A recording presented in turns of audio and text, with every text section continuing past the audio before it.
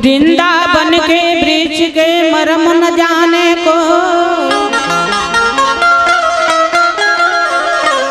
वृंदावन के वृक्ष के मरम न जाने को,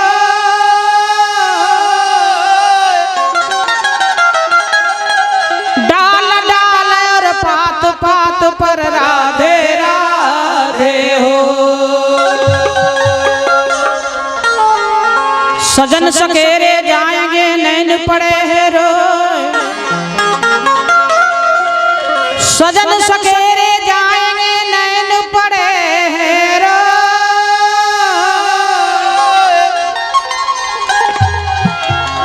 और विधना सारण कर रे,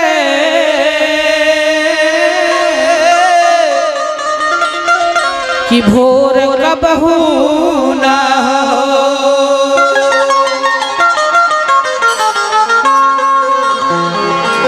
कन्हैया जी का दरबार में भक्तों का इशारा है, जिन्होंने उनके चरणों में सर्वस्व निछावर कर दिया है, उसे भक्तों को कहना है कि मेरे मालिक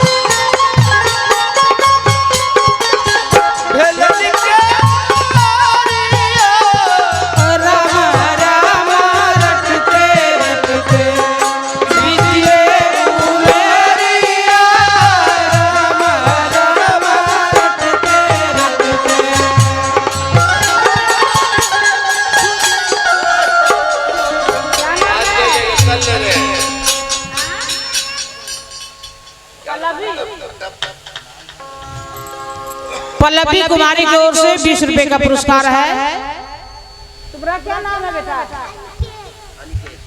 अनिकेत कुमार बबुआ की ओर से 10 रुपए का पुरस्कार है। मैं हार्दिक आशीर्वाद देती। बोलिए दान देने वाले की, इनके माता पिता की, एक इस बात पर ध्यान दीजिएगा।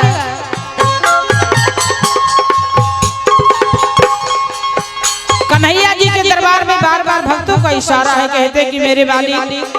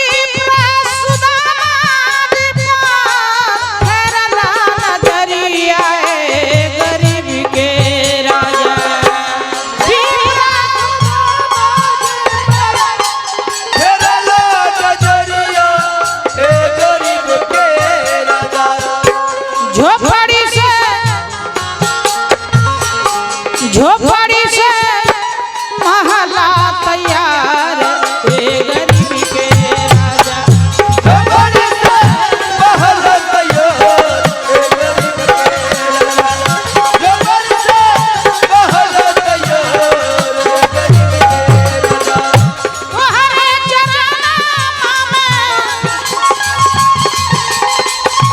आरे चरणों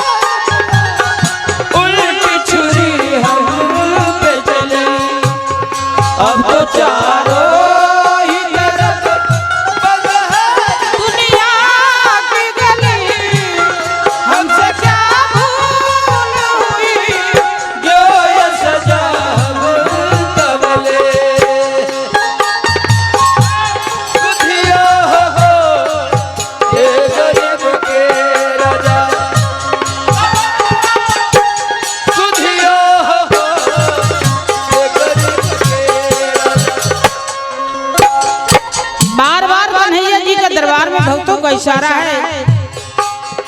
कहते हैं कि मेरे मालिक आप कहां कहां जाकर भक्त को बिगड़ी को बनाए, मैं सब कुछ जानता हूं। कन्हैया जी इशारा करते कि आगे क्या जानते हो, तो मुझे बताओ। तो भक्त कहता है कि मैं बहुत कुछ आपके बारे में जानता हूं। आगे पंक्ति में बताने जा रहा हूं जो आपके बारे में जान रहा हूं, वो इशारा करता हूं। तो कन्हैया जी कहते हैं कि बताओ क्या जानते हो। तो भक्त का आवाज है, कन्हैया जी का दरबार में कहता है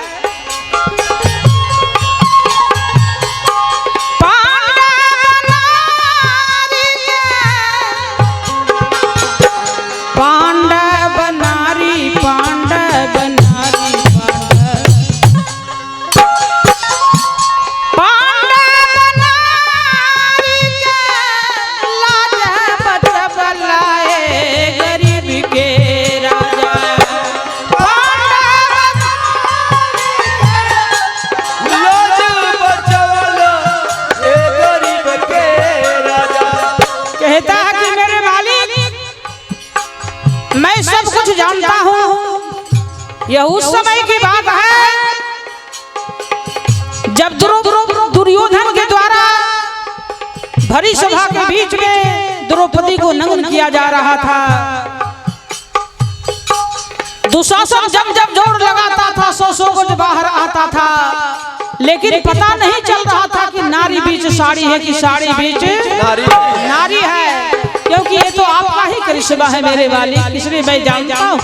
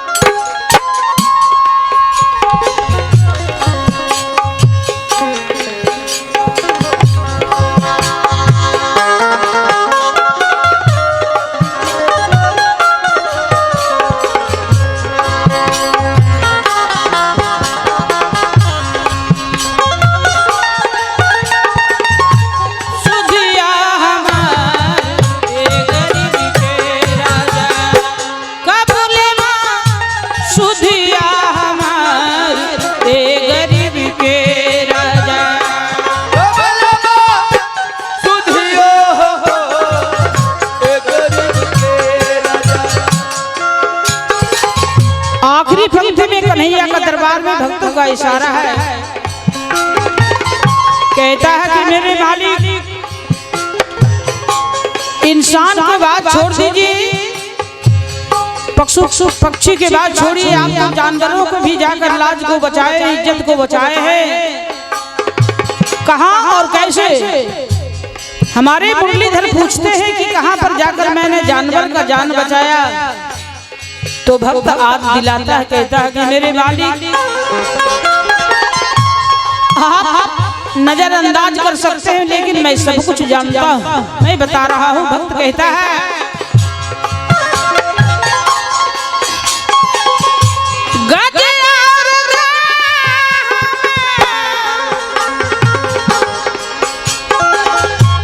गजिया और ग्राह, गजिया और ग्राह, गजिया और ग्राह में पटल लड़ैया गरीब के राजा। गजिया पटल लड़ैया गरीब के राजा। यह उस समय की बात है जब गजराज पानी के लिए पीने के लिए गंगा के किनारे गया,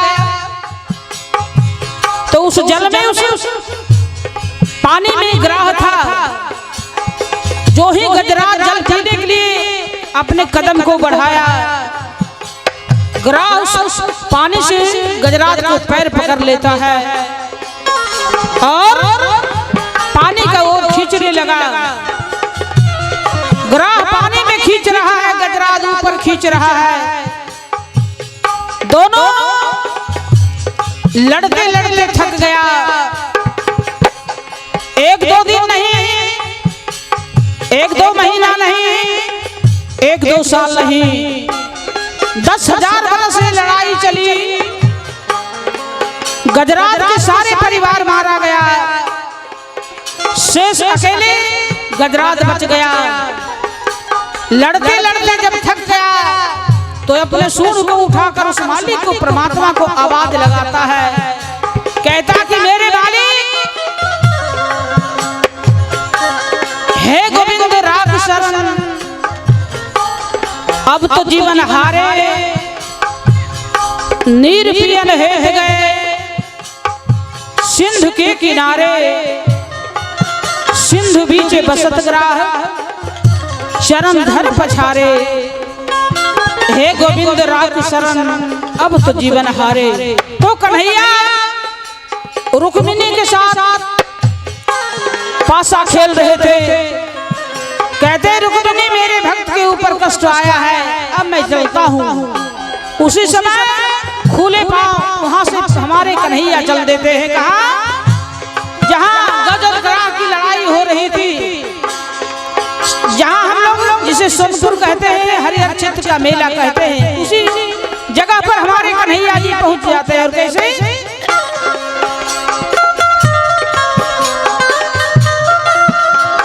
एक बाबू की ओर से 20 रुपए का पुरस्कार है, मैं हार्दिक आशीर्वाद देती हूँ। बोलिए दान देने वाले की।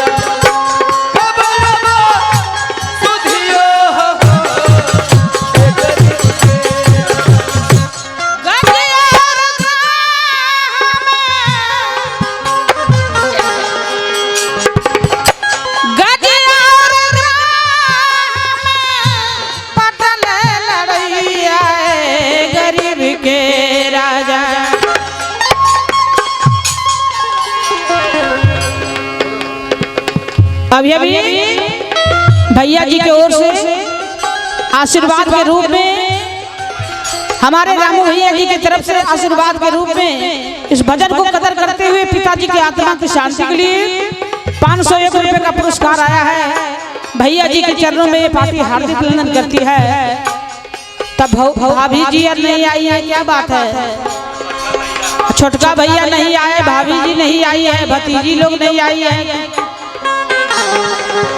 एक बार बोलिए दान देने वाले की, समस्त परिवार की। हाँ, छोटका भैया भी आ रहे हैं, ध्यान दीजिएगा। बहुत अच्छे बात। देख ये भतीजा भतीजी सब बाकी है, यही बेला है। या फिर दादाजी चाचा जी वापस नहीं आएंगे। भैया जी के चरणों में हार्दिक अभिनंदन करती हूँ, लेकिन इस बात पर ध्यान दीजिएगा। क्या नाम है बाबू?